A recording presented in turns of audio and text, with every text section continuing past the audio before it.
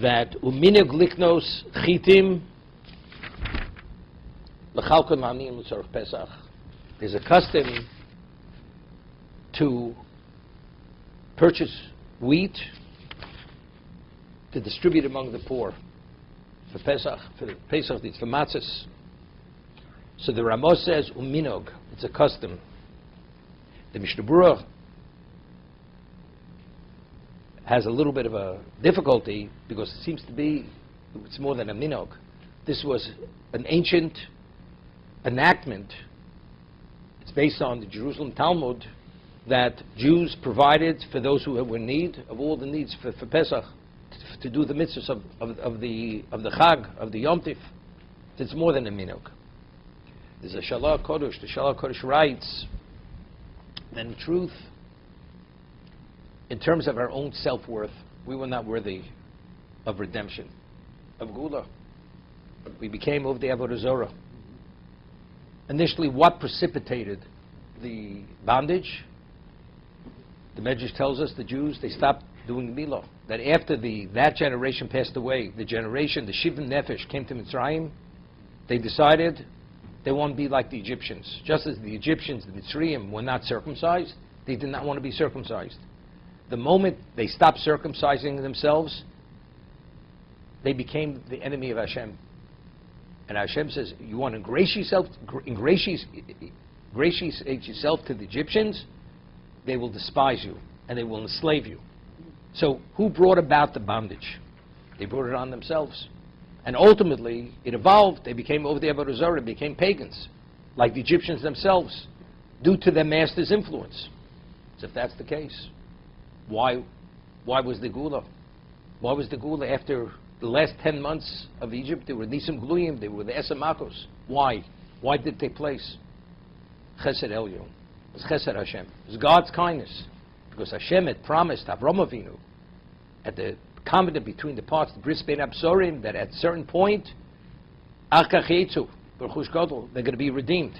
But it was a Chesed Elyon. In terms of ourselves, we had no self-worth. We find, based on the Pasuk also in Yecheskel, Hashem, even during the Max Bechoros, Ve'evor Alayach, Mismoseses B'damoyach, Hashem passed, when He destroyed the Egyptians, He saw us wallowing in our bloods, in the plural. So Chazal tells us, what are the bloods? Damoyich, Damilo, Dam Pesach, Damilo. The blood of the Pesach and Damilo. At Erim Ve'eryo, we were devoid of mitzvahs. Hashem provided us with the mitzvah of Milah and Pesach, that we should be worthy of redemption. But that itself was a chesed. Hashem didn't, in terms of self-worth, we had no self-worth. Hashem had to provide us with opportunity that we should be worthy of Gula, of redemption. That's a Chesed Elyon. So in essence, what is Gulas Mitzrayim? That we were worthy of redemption. Chesed Hashem. It's God's kindness. What's Chesed? Chesed means, although you're not worthy, God does it in either case. That's Chesed. Indiscriminate kindness. Even though there is no deservingness. That's Chesed. So the Shalach Kodesh says that since Nisan, Hashem displayed His Chesed, so we display our Chesed. And therefore they originally legislated, they enacted that Jews give moschitim. Jews provide for one another whatever necessities there are to fulfill the mitzvah of the Yom Tiv, matzah, whatever it is, we provided. For that reason, because it's a month of Chesed. And when you do Chesed, this precipitates Chesed. It activates Chesed. This is the idea, this is the understanding. There's a pasuk in Tehillim where David HaMelech says, Olam Chesed Yiboneh. Why did HaKadosh Baruch Hu create the world? It's Chesed Hashem. God had no reason to create the world. Pre-creation, nothing existed. God created existence. Why? To provide an opportunity for the human being that if he should succeed, he should merit the ultimate, which is Olam Haba, a relationship with Him. That's why He created the world. But He had no reason other than Chesed, to do kindness where there's no one to deserve the kindness. He's providing the opportunity, a context, to achieve the ultimate. Olam chesed yiboneh. That's what it was. There's an argument in the Gemara. When did God create the world? Did He create the world in Nisan, or did He create the world in Tishrei? One opinion is He created the world in Nisan. So if existence came about in Nisan, what is Nisan? Nisan was the display, was the first notice of the ultimate Chesed Hashem. Existence came into being in Nisan. That means Odom Arishon, he came about in Nisan. Olam Chesed Yiboneh. So what brought about mankind? Chesed. The ultimate Chesed. So if you understand it, there's a Mahu of Atur. We emulate God's ways. So if God displayed Chesed during this month, which brought about the ultimate, gave the ultimate opportunity, which is Olam Haba, so what do? Minig Liknos Moschitim. Or it's Takona. It's an ancient enactment. Goes back in Yerushalayim, time of the Beis Hamikdash, where Jews provided for one another whatever their needs was. If a person couldn't afford the mitzvah Sachag, we would provide for one another.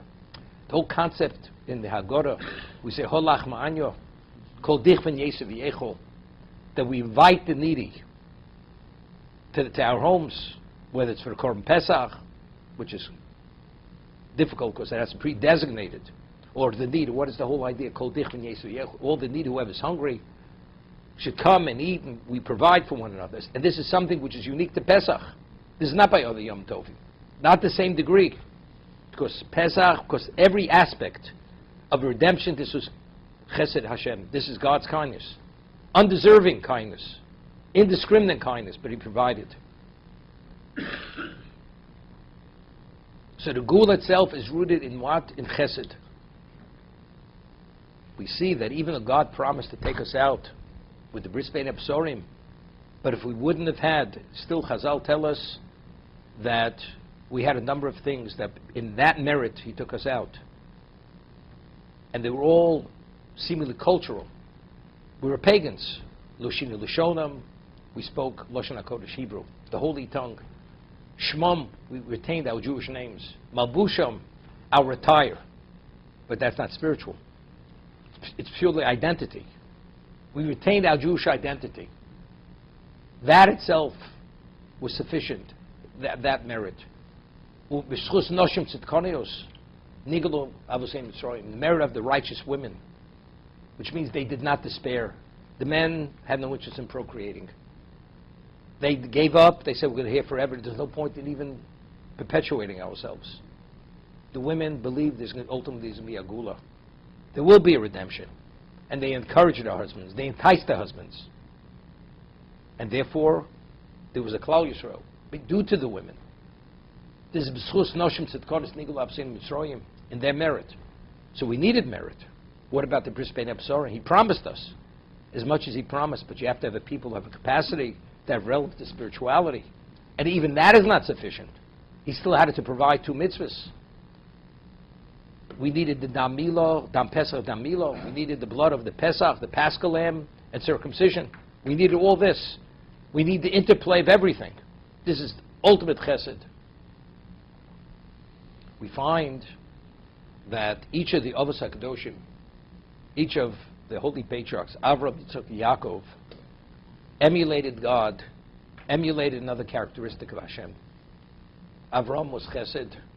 Avraham is analogous to the Amur HaChes. He's the pillar of loving kindness. Yitzchak is din, gvura. And Yaakov is rachmin. Each one is one of the characteristics of God. Avram, the first of the patriarchs, he's the founding patriarch. Ubechoch Chosmin. We conclude the first bracha of Shmon Esrei, Mogen Avram. Bechoch, we conclude with you. Why do we conclude at Avram? Because of Avram, if he wouldn't have initially recognized God to be the creator, there wouldn't have been a Yitzchak, there wouldn't have been a Yaakov. Avram is the one who initially recognized. He hikir boro. He recognized that there's a balabiro, that there's a master to this universe. That was Avram Avinu. Now, what characteristic of Hashem did Avram emulate Chesed? Why not Rachmim? Why not Rachmim? Why Chesed? Why not Din? Why not exactness? Why Chesed? Because Avram understood that where does it begin? Existence came about Olam Chesed Yiboneh. Hashem created existence regardless whether somebody's deserving or not deserving. There was no human being to be deserving. So where does it begin? So as the founding of Patriarch of Klal Yisrael, what characteristic of Hashem do you assume? The first characteristic that God displayed. What was the first characteristic that He displayed? That's Chesed.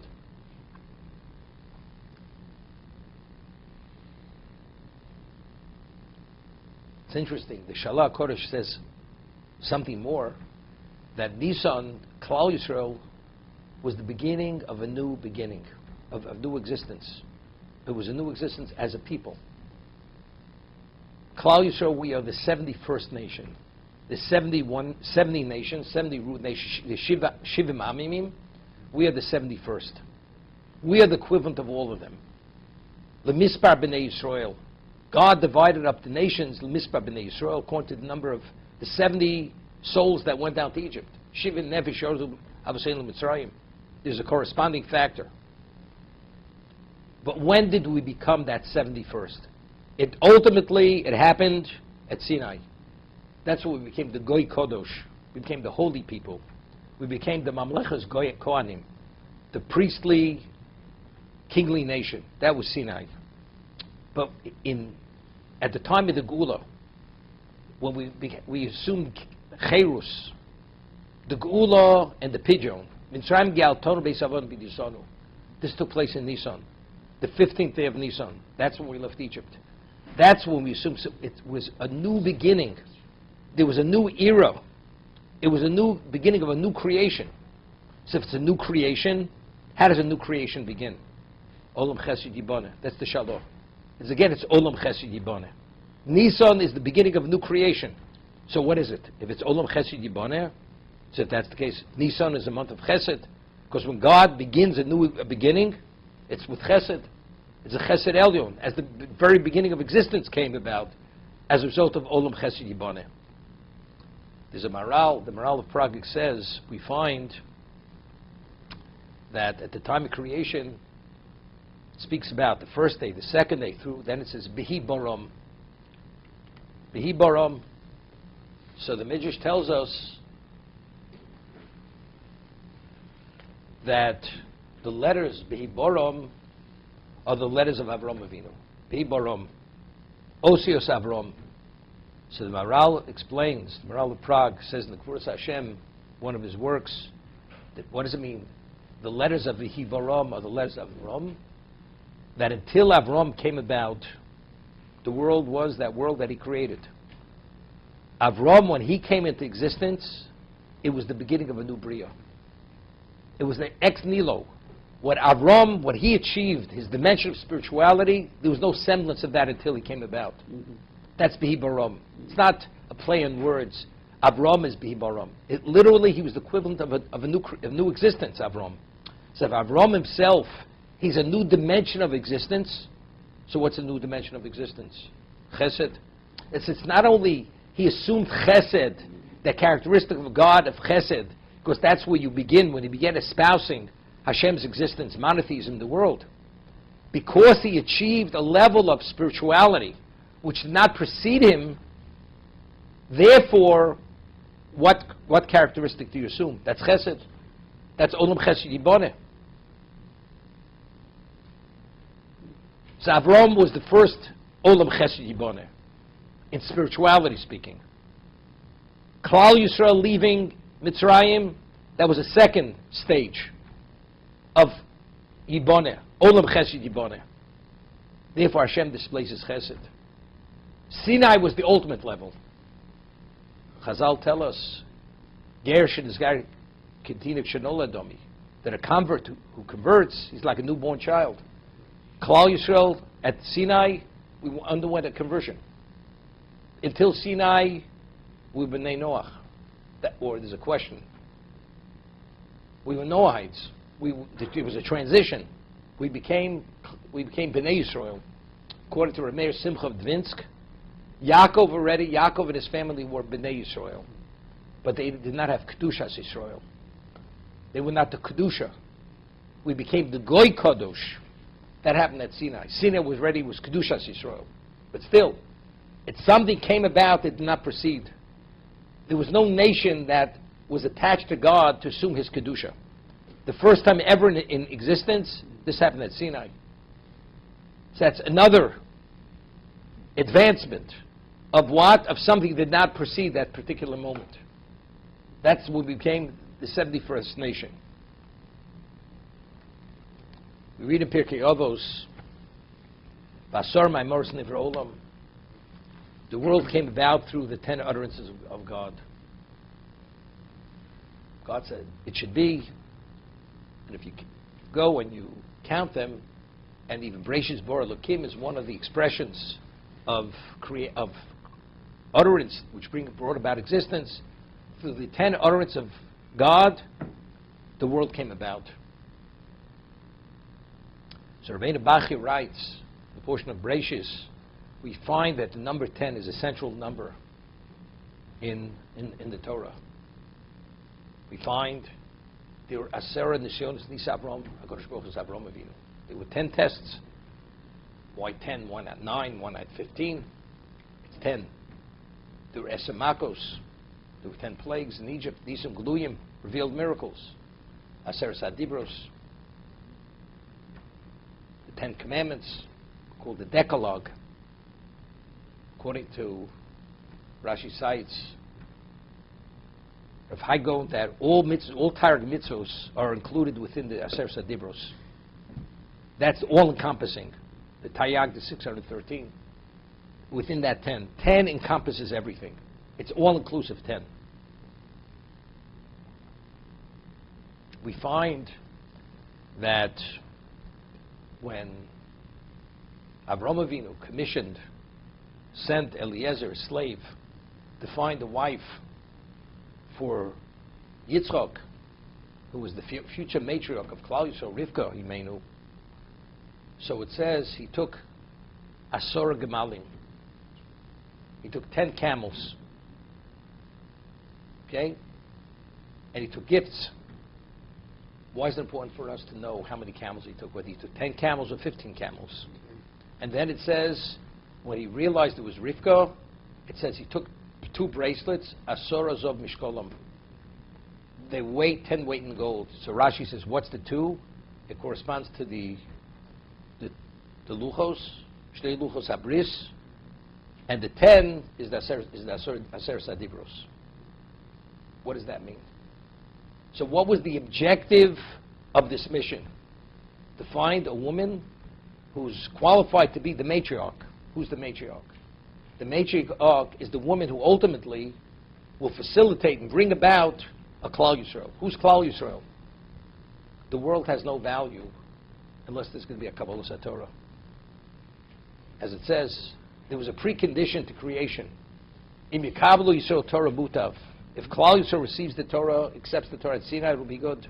If not, the world reverts back to pre-existence. So, what must the qualification of the matriarch and patriarch must be?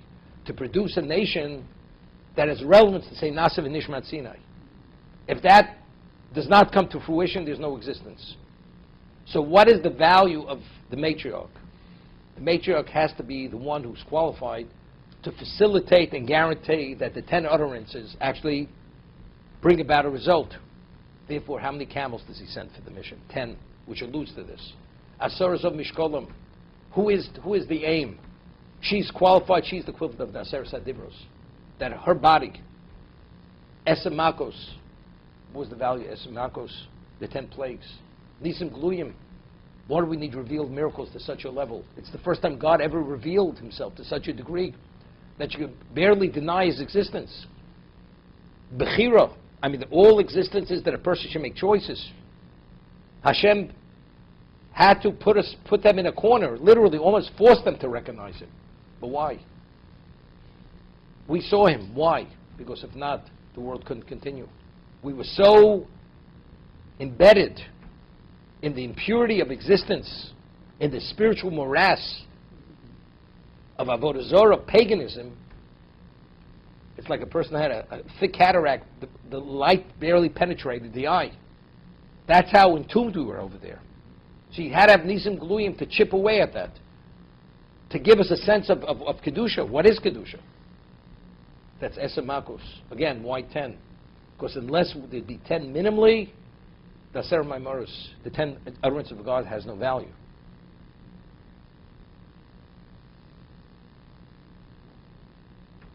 We leave Egypt. Aser Sadibros. What opens it? Aser Sadibros. Hearing the Dvar Hashem. That is the confirmation. That solidifies it. That crystallizes it. At Sinai. We came to a point over there.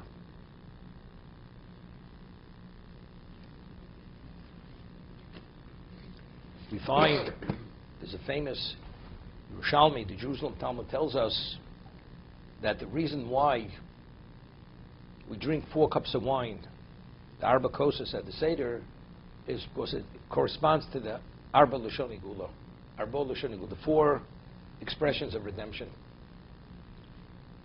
Each cup. The Torah tells Moshe Rabbeinu, go tell the Bnei Yisrael, Ani Hashem v'otzeisi eschem mitachos sivlus Mitzrayim, I will take you out from under the sufferings of Egypt. V'itzalti eschem, me'avodosam, I will save you from their work. V'go'alti eschem, v'zerah netuya b'shvatim gedolim, I will redeem you with my outstretched arm, with great judgment. V'lokachti eschem li li'om, and ultimately I will take you from my people. V'yishalochem le'elokim, and I will be your God. So here the Balaturim writes, the 4 expressions of redemption, Arba Lashon Shel Gula Keneged Arba Malchios. Until the end of time, the 4 exiles. The first exile was the Babylonian exile. That was Bavel. And then we had Parasamodai, the Persians and the Medes. That was the second exile. Then we had Yavon, the Greek exile. Then we had the destruction of the second Beis Hamikdash temple, which was by the Edomites. These are the descendants of Esav. Esav Soni Liakov. Ultimately, when will we be extricated from that? That's the final one. That's Lokachti Eschem Lilom. Arba Lashon Shel Gula Keneged Arba Malchios Uba'achron Ksiv V'Lokachti Keneged Edom. Why? I will take. Al ken ksiv v'lokachti kodem v'lokech b'chazoko shu kosher mikulam. To be extricated from the Edomite exile, it's not so simple. It's already, all the exiles combined are not the equivalent of what we were experiencing since the Churban Vayesheni, since the destruction of the second temple. So evidently we're so embedded, they're holding on so tightly, they're not letting go. V'lokachti eschem lilam. B'chazoko. It will need tremendous, tremendous power to release us from that. We find, the Medrash tells us that when Yaakov Avinu dreamt on the Har Moriah, he saw a ladder. And he saw angels ascending and descending. So the Medrash tells us, who are these angels? So the Medrash says it was the archangels of the 4 exiles. The first angel ascended 70 rungs, came down. Parasamodai, the Persian angel, archangel, so many. The Greek archangel, so many. Edom, the Edomite angel, he just kept ascending and ascending and ascending. He's not coming down. Yaakov was terrified. So HaKadosh Baruch Hu says to Yaakov, I will take him down. I will bring him down. The only one who could bring him down, he's not coming down unless HaKadosh Baruch Hu takes him down. This is Lokachti, it's Chazoka. It's interesting. Chofetz Chaim writes in his introduction to the Chofetz Chaim that if the Bayesheni, if the second temple was destroyed because of Sinas Chinam, because of unwarranted hate, so it's clear. So here it stands, the Beis Mikdash stood, and it was dismantled, destroyed because of Sinas Chinam. So how could it be restored? So evidently, until this issue is resolved, and we are rehabilitated from sinas chin, from unwarranted hate, we're not going to be able to rebuild it.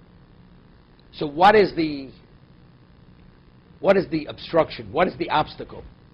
Sinas chinam. There is still sinas chinam. It's so embedded in us. But what's the base of sinas chinam? What is the base of sinas chinam? There's a Rameir Simcha. Rameir Simcha writes in the Haftorah of Shabbos Chazon,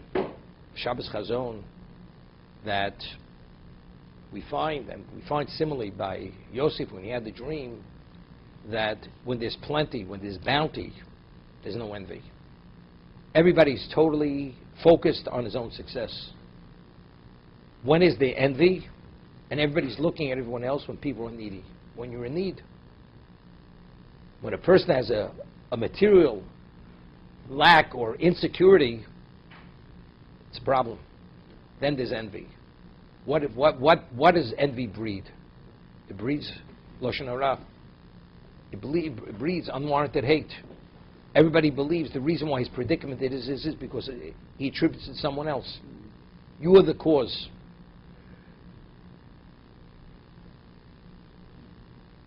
Now, if a person would have proper bitochon, proper faith, there'd be no envy. You have because that's what God provides. And God could provide. Why isn't He providing? Evidently, you're not supposed to. It has nothing with anyone else. There's no reason to be envious. There's no reason to speak negative about anyone. So it's all rooted in a lack of clarity. Now, what gives us clarity? Chazal tell us that Hakol kol Yaakov v'yadayim v'dei Esav. The voice is the voice of Yaakov, but the hands are the hands of Esav. So the Medrash tells us in Echo that when are the hands of Yaakov? When the kol is not the kol of Yaakov. The hands, Yadayim v'dei Esav, with the kol is not kol Yaakov. When Jews did not study Torah, and the children not being educated in Torah, that's when the Yadayim v'dei Esav chas v'sholom. That's when Esav's empowered. How do you incapacitate Esav? Only with Kol Yaakov. You have Kol Yaakov, there's no Esav. But yet it says, Baal Turim Sai says, it's only Lokachti Eschem Lilom B'chazoka. Why B'chazoka? Let's learn Torah. Let Klal Yisrael learn Torah. We learn Torah, the Yadayim not Yidei Esav. We have, it says base Yosef is Lahova. Yosef is the flame. Esav is kash. He's consumed. So what's the issue? Evidently, it's not simple. To achieve that level of purity of voice, of kol, of Yaakov, not every Torah doesn't incapacitate him. Evidently, you need a special level of Torah. You need a special level of siyata d'shmaya.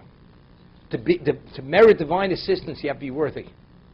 So when ultimately when it says, V'lokachti b'chazoka, what level of achievement do we have to achieve? Not simple. A very advanced level of purity, of mitzvah, of Torah. That's lokachti. We need an infusion of siyata d'shmaya, which we have no relevance to. It's interesting. The Dav L'Shon Gula were all chesed. That we were extricated from the 4 exiles, every one of them was chesed.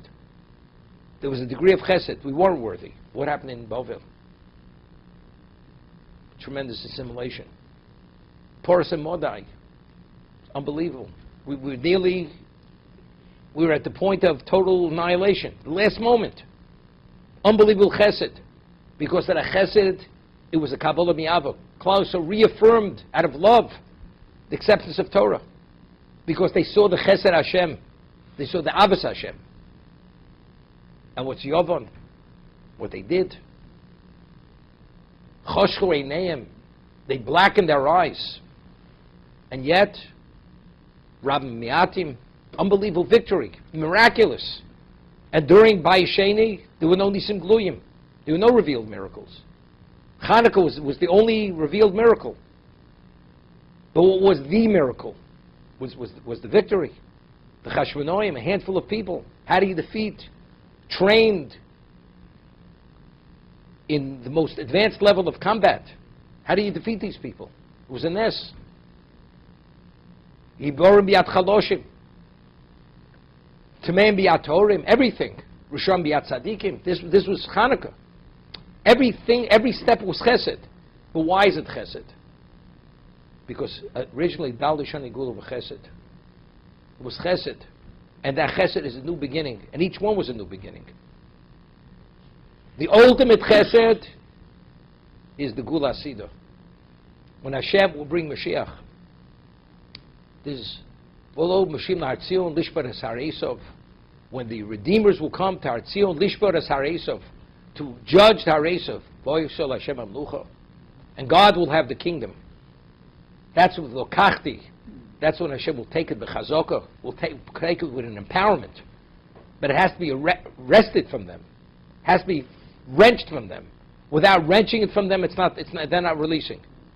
Esav is holding on for life. Literally. His fangs are in us. It's like Lahavdil, you have a pit bull. Pit bull locks its jaws, you cannot remove those jaws, those teeth from a person. What do you have to do?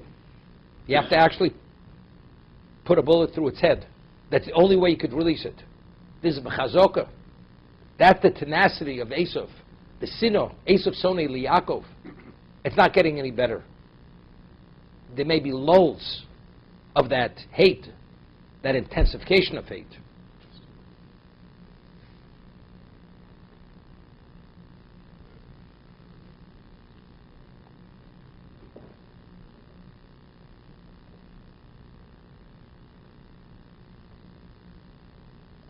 It's interesting. When we speak about the four expressions of redemption, at that moment, we're still in Egypt. Egypt is not one of the four exiles. This was the setting for us to become a Jewish people. This was the Korah Barzel. We just finished the purging, the smelting, to be able to go to Sinai. But why now? Because again, everything needs tikkun, needs perfection. Through who will the world be perfected? Only through Klal Yisrael.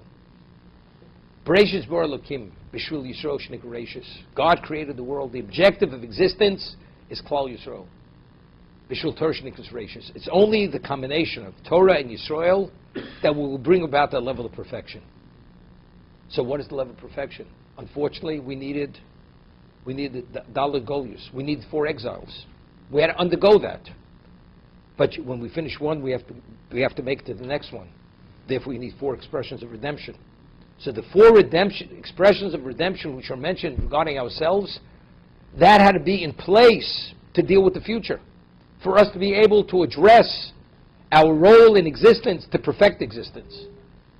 That whatever deficiency that exists or that we created has to be corrected.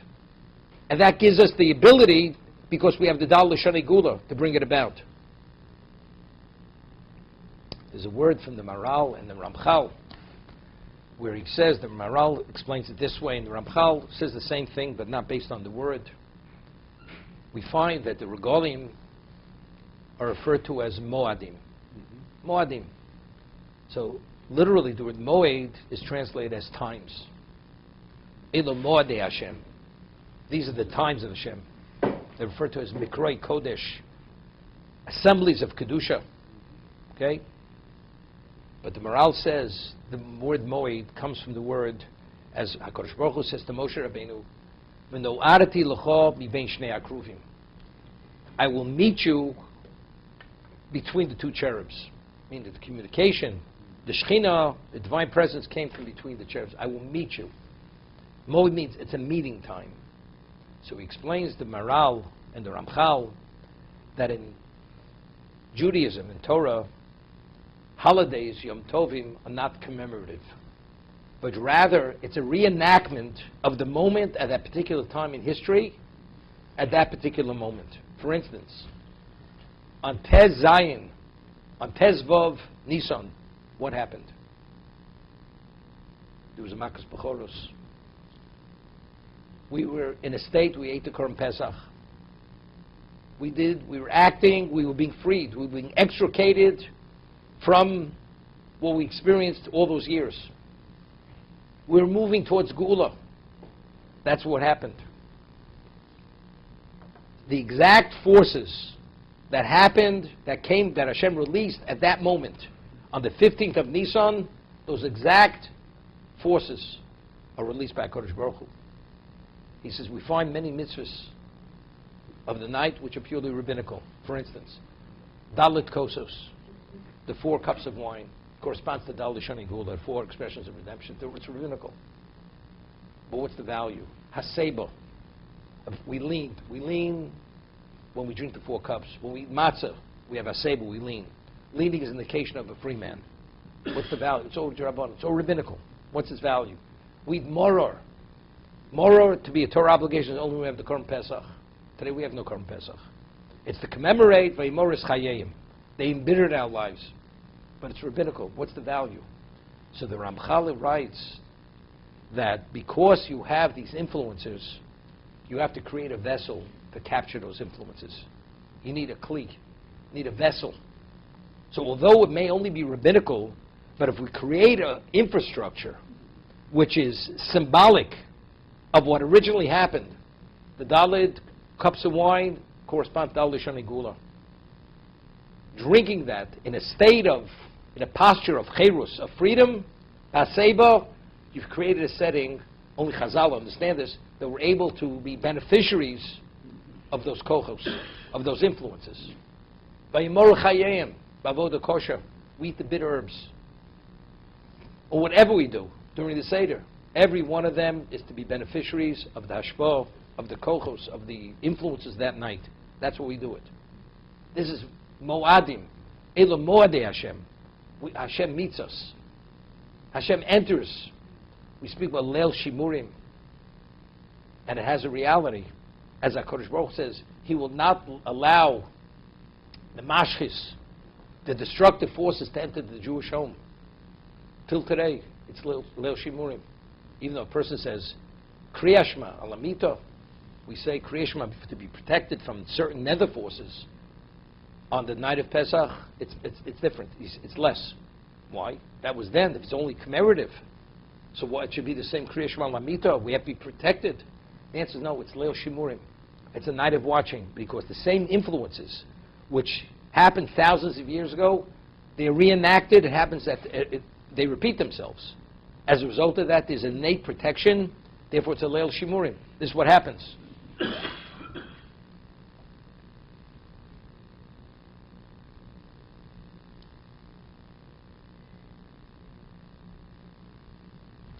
We say in Agora, Chayvod Odom Liros is Atzmo Kilu Yotz Mitzrayim. A person has to see himself as if he himself was in Egypt and left Egypt. Rambam writes that, when Rambam lived in Egypt, there was slavery. So Rambam writes that a father says to his child, you see that slave, whether it's a man, that's what we used to be. To visualize it, to understand what it means to be a slave. And Hashem redeemed us. So you had a visual picture of what it meant to be a slave. But why is Chayv Odom Liros Esatz B'Kli Yotz Mitzrayim? You were the slave because you'd only appreciate redemption if you understand what slavery means. So if you say it's purely commemorative, it's difficult. But if you say it's a reenactment, and it's a repeat of the same hashpah, the same forces, repeat themselves, so therefore we have to create that reality of Kilu Yotza. Then you truly become the beneficiary of the Gula. And what was the Gula? It's interesting. The Ramchal writes that a Jew has an obligation to mention Tzis Mitzrayim twice a day. And that's what we have in the 3rd paragraph of the Shema. So he says, when you say, I am Hashem, when you say that to fulfill the mitzvah, immediately you become the beneficiary, that you merit a divine assistance, that you're less subject to the evil inclination. When you say that, you become less subject. Why? Fulfilling a mitzvah, Zechit Tzis Mitzrayim, remembering that Hashem took us out of Egypt. But what lies in that? What happened when we left Egypt? And we said, there was a dual redemption. We were redeemed in the physical sense, and we were redeemed in the spiritual sense.